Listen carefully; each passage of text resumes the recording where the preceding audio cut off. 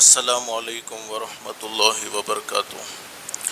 الحمدللہ وکفی وسلام علی عبادہ الذین اصطفی، اما بعد۔ اعوذ باللہ من الشیطان الرجیم، بسم اللہ الرحمن الرحیم۔ یا ایہا الذین آمنوا اتقوا اللہ حق تقاتہ ولا تموتن الا وانتم مسلمون۔ صدق اللہ العظیم۔ رب اشرح لی صدری ویسر لی امری واحلل عقدۃ من لسانی یفقہوا قولی۔ سبحانک لا علم لنا الا ما علمتنا انک انت العلیم الحکیم۔ درود شریف پڑھیں۔ اللہم صلی علی محمد وعلی آل محمد کما صلیت علی ابراہیم وعلی آل ابراہیم انک حمید مجید۔ اللہم بارک علی محمد وعلی آل محمد کما بارکت علی ابراہیم وعلی آل ابراہیم انک حمید مجید۔ اللہ کا ہم سب پر بہت بڑا احسان اور بہت بڑا کرم ہے کہ اللہ پاک نے ہم سب کو جمعہ کے مبارک دین میں تھوڑی دیر کے لیے اپنے گھر میں یعنی مسجد میں جمع فرمایا۔ دعا کرو اللہ ہم سب کے جمع ہونے کو قبول فرمائے۔ حدیث شریف میں حضرت اقدس نبی کریم صلی اللہ علیہ وسلم کا سچا ارشاد علی ہے، جمعہ کے دن ایک گھڑی ایسی ہوتی ہے، جمعہ کے دن ایک وقت ایسا ہوتا ہے، اس گھڑی میں اس وقت میں کوئی اللہ کا بندہ اپنے پروردگار عالم سے جو بھی سوال کرے، شرط یہ ہے کہ سوال جائز ہونا چاہیے، سوال ناجائز نہیں ہونا چاہیے۔ اللہ پاک اس کے سوال کو ضرور قبول فرماتے ہیں، اللہ پاک اس کے سوال کو ضرور منظور فرماتے ہیں۔ یعنی جمعہ کے دن اللہ سے مانگی جانے والی دعائیں رد نہیں ہوتی، بلکہ اللہ پاک اسے اپنی بارگاہ میں ضرور منظور و مقبول فرماتے ہیں۔ اللہ سے دل سے دعا کر لو۔ حدیث شریف میں موجود ہے، حضرت نبی کریم صلی اللہ علیہ وسلم نے ارشاد فرمایا، مسجد میں آنے والا اللہ کا مہمان ہوتا ہے اور اللہ رب العالمین خود اس کے میزبان ہوتے ہیں۔ ہم اپنے گھر میں اسی کو بلاتے ہیں جس سے محبت ہوتی ہے، جس سے خصوصی تعلق ہوتا ہے۔ اللہ پاک بھی اپنے گھر میں انہی بندوں کو بلاتے ہیں جن بندوں سے اللہ پاک کو خصوصی محبت ہوتی ہے۔ اللہ سے دل سے دعا کر لو، اللہ تو نے ہمیں دنیا میں اپنا مہمان بنایا، اللہ کے لیے کوئی مشکل نہیں، اللہ ہم سب کو جنت الفردوس میں بھی اپنا مہمان بنائے۔ میرے بھائیوں، حدیث شریف میں حضرت نبی کریم صلی اللہ علیہ وسلم نے بہت زبردست بات بیان اپنی امت کے سامنے فرمائی ہے۔ امت کے سامنے آپ نے اپنی پوری زندگی کو واضح فرما دی، اور حضرت نبی کریم صلی اللہ علیہ وسلم کو اپنی امت سے بہت محبت تھی۔ لوگ کہتے ہیں کہ اللہ پاک 70 ماؤں سے زیادہ مہربان، ارے 70 کروڑ ماؤں کے دل میں جتنی محبت ہیں اس سے بھی کئی گنا زیادہ محبت کرنے والا ہمارا پیدا کرنے والا اللہ ہے۔ جب اللہ پاک کو اپنے بندوں سے محبت ہے تو اللہ پاک چاہتے ہیں کہ میرے بندوں کی دنیا کی زندگی بھی اچھی ہو، میرے بندوں کی آخرت کی زندگی بھی اچھی ہو۔ تو دنیا کی زندگی اچھی کیسے بنے گی، آخرت کی زندگی اچھی کیسے ہوگی؟ تو دنیا اور آخرت کی زندگی کو سمجھانے کے لیے، زندگی گزارنے کا طریقہ کیا ہے، وہ طریقہ ہمارے سامنے واضح کرنے کے لیے حضرت نبی کریم صلی اللہ علیہ وسلم کو ہماری طرف نبی بنا کر بھیجا، اور حضرت نبی کریم صلی اللہ علیہ وسلم نے پوری زندگی مثالی گزار کر اپنی امت کو بتلائی ہے۔ اور حدیث شریف میں موجود ہے، حضرت اقدس نبی کریم صلی اللہ علیہ وسلم نے اللہ سے ڈرنے کی بڑی تاکید بیان فرمائی ہے، اور قرآن کریم کے ایک مقام پر اللہ فرماتے ہیں، یا ایھا الذین آمنوا اتقوا اللہ، اے ایمان والو۔ اللہ پاک جہاں اپنے بندوں سے یوں کہے اے ایمان والو، تو اس کا دوسرا ترجمہ یہ ہوتا ہے کہ اے میرے پیارے بندو، اس لیے کہ جس کے دل میں ایمان ہوتا ہے وہ اللہ کا پیارا ہوتا ہے، وہ اللہ کا محبوب ہوتا ہے۔ آج ختم ہونے والی ہے، بے شک ایک نہ ایک دن دنیا ختم ہو جائے گی، قیامت آ جائے گی، لیکن سوال یہ ہوتا ہے کہ دنیا کب ختم ہوگی؟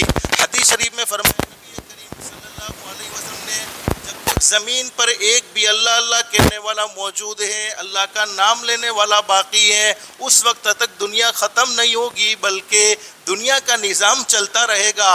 لیکن جب ایک بھی زمین پر اللہ اللہ کہنے والا باقی نہ رہے گا، پھر اللہ پاک دنیا کو ختم فرما دے گا۔ اس سے بڑی شان کس کی ہو سکتی ہے؟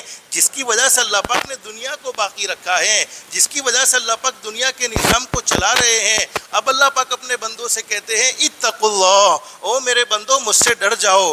ڈرنے کا کیا مطلب ہے؟ جیسے ہم دنیا کی کوئی اور چیز سے ڈرتے ہیں تو یہ ڈرنا نہیں، ڈرنے کا مطلب یہ ہے الصلاۃ خیر من النوم کی صداؤں کو روزانہ سنتے ہو، پھر بھی فجر کی نماز میں آرام سے سوئے ہوئے ہو تو آرام سے سوتے ہوئے اللہ سے ڈر جاؤ، حرام کھاتے ہوئے اللہ سے ڈر جاؤ، حرام کماتے ہوئے اللہ سے ڈر جاؤ، کسی کی غیبت کرتے ہوئے اللہ سے ڈر جاؤ، کسی پر الزام لگاتے ہوئے اللہ سے ڈر جاؤ، کسی کے دل کو ٹھیس پہنچاتے ہوئے اللہ سے ڈر جاؤ، کسی کو ستاتے ہوئے اللہ سے ڈر جاؤ، کسی کا حق مارتے ہوئے اللہ سے ڈر جاؤ۔ اللہ سے ڈرنے کا مطلب یہ ہے گناہ کرنے کی طاقت فل موجود ہے، کوئی روکنے والا نہیں ہے، کوئی ٹوکنے والا نہیں ہے، اس کے باوجود ہم اپنے آپ کو گناہوں سے پیچھے کر لیتے ہیں، تو سمجھ لینا چاہیے اللہ کا ڈر ہے۔ اور آگے اللہ فرماتے حق تقاتہ، اللہ سے ڈرنا بھی ایسا ہو جیسا کہ اللہ سے ڈرنے کا حق ہے۔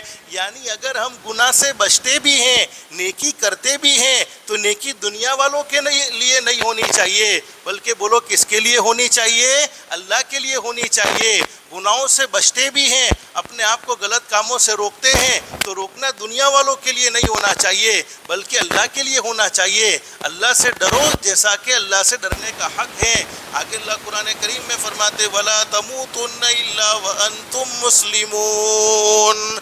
ہر انسان کو ایک نہ ایک دن یہ دنیا چھوڑ دینی ہوگی، کوئی دنیا میں ہمیشہ ہمیش کے لیے نہیں ہے، بلکہ ہر ایک کو وقت مقررہ پر دنیا سے چلے جانا ہے۔ لیکن قرآن کریم میں یہ مضمون موجود ہے، اگر ہم اللہ سے ڈرتے نہیں ہیں، اپنی منمانی زندگی گزارتے ہیں، گناہوں میں آگے بڑھتے چلے جاتے ہیں، تو نتیجہ کیا ہوگا؟ مسلم شریف میں حدیث موجود ہے، فرمایا نبی کریم صلی اللہ علیہ وسلم نے او میرے امتیوں جتنا ہو سکے نیک اعمال میں جلدی کرو، نیک اعمال کو کل پر نہ ٹالو، اگر گناہ ہو گیا ہے تو توبہ کرنے میں بھی جلدی کرو، ہو سکتا ہے تمہیں ایک سیکنڈ کی بھی مہلت نہ ملے اور تمہاری موت آ جائے۔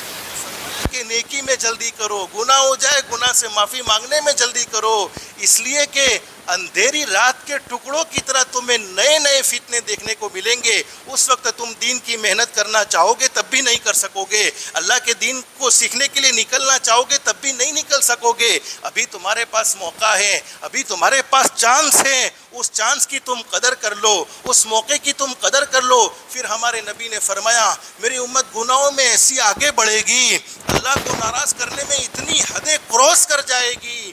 حدیث شریف کے الفاظ علماء جانتے ہیں، صبح میں آدمی مومن ہوگا لیکن گناہوں کی نحوست یہ ہوگی، شام آئے گی اس کا جنازہ کافر کا اٹھ رہا ہوگا، شام کو آدمی مومن ہوگا لیکن جب صبح میں انتقال ہو جائے گا جنازہ کافر کا اٹھ رہا ہوگا۔ اللہ ہم سب کی حفاظت فرمائے۔ تو اللہ قرآن کریم میں ہمیں یہی سمجھا رہے ہیں، اگر منمانی زندگی گزارو گے، اپنے آپ کو گناہوں سے نہیں بچاؤ گے، اللہ کو ناراض کرنے والے کاموں سے نہیں بچاؤ گے، ہمیشہ نمازوں کو چھوڑتے رہو گے، ہمیشہ حرام کھانے کا اہتمام کرو گے، حرام کمانے کا اہتمام کرو گے، سودی لین دین کو نہیں چھوڑو گے، سود میں بڑھتے چلے جاؤ گے، انویسٹمنٹ حرام جگہوں پر کرو گے۔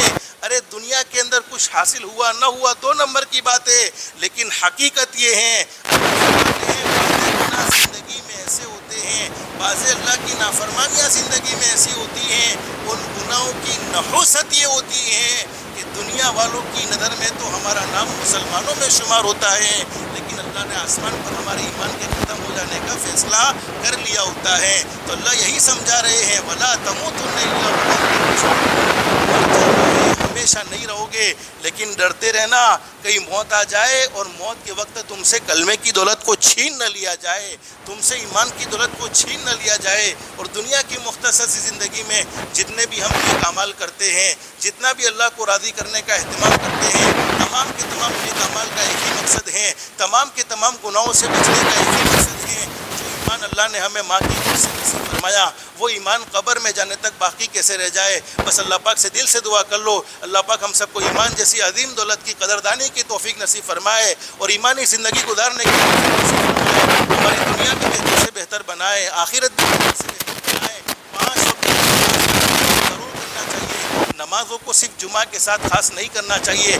حدیث شریف میں موجود ہے میرے وہ امتی جنہوں نے 5 وقت کی نماز کا اہتمام جماعت کے ساتھ کیا ہے، روح نکالنے والے فرشتے شیطان مردود کو اس سے دور کر دیں گے، اس لیے کہ شیطان دنیا میں تو ہمارا دشمن ہوتا ہے لیکن آخری وقت میں بھی اس کی پوری یہ کوشش رہتی ہے کہ یہ دنیا سے جانے والا بغیر ایمان کے جائے۔ تو 5 وقت کی نماز پڑھنے والے کو سب سے بڑا انعام تو یہ ملے گا، شیطان مردود آخری وقت میں اس سے دور ہو جائے گا اور روح نکالنے والے فرشتے خود کلمہ پڑھائیں گے، پھر اس کی روح کو قبضہ کریں گے۔ اللہ پاک ہمیں 5 وقت کی نماز کا اہتمام کی توفیق نصیب فرمائے، جماعت کے ساتھ نماز پڑھنے کے اللہ پاک ہمیں توفیق و سعادت نصیب فرمائے، اور جمعہ کا مبارک دن ہمارے نبی حضرت محمد الرسول اللہ صلی اللہ علیہ وسلم کی سنت ہم پر اتنے ہیں کہ لوگ گننا چاہے تو گن نہ سکے، شمار کرنا چاہے تو شمار نہ کر سکے، جتنا بھی ہو سکے درود پاک کا بھی خاص طور پر اہتمام کریں گے انشاءاللہ۔ اللہ ہم سب کو کثرت سے درود پاک کا اہتمام کی توفیق نصیب فرمائے، ہم سب کو کہنے سننے سے زیادہ اخلاص، استخلاص اور استقامت کے ساتھ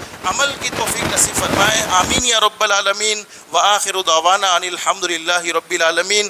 جن کی سنتیں باقی وہ سنتیں پڑھ لیں، جو سنتوں سے فارغ ہو گئے دعاؤں میں، درود شریف میں اور استغفار میں لگ جائے۔ استغفر اللہ۔